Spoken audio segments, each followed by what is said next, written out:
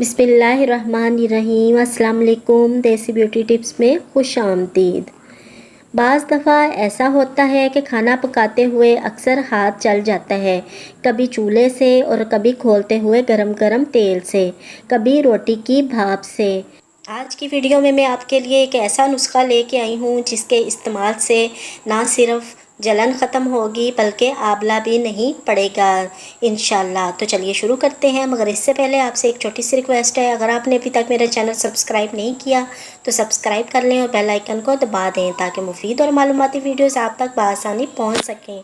जब भी किसी चीज़ से भी आपका हाथ जिस्म का कोई हिस्सा जले तो फ़ौरन उस जली हुई जगह पर डालडा घी में नमक मिक्स करके 3 मरतबा दुरूद शरीफ पढ़कर लगा दें। यकीन करें, जले हुए निशान तो दूर की बात, जलन तक नहीं होगी। ऐसा लगता है जैसे जला ही नहीं। यकीन के साथ ऐसा करके देखें।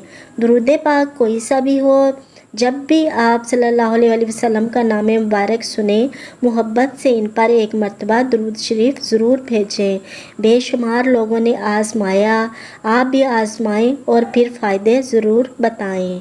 वीडियो अच्छी लगी हो तो अपने प्यारों के साथ ज़रूर शेयर कीजिएगा। इजाज़त चाहती हूँ, एक नई वीडियो के साथ हाज़िर होंगी। अल्लाह हाफिज़।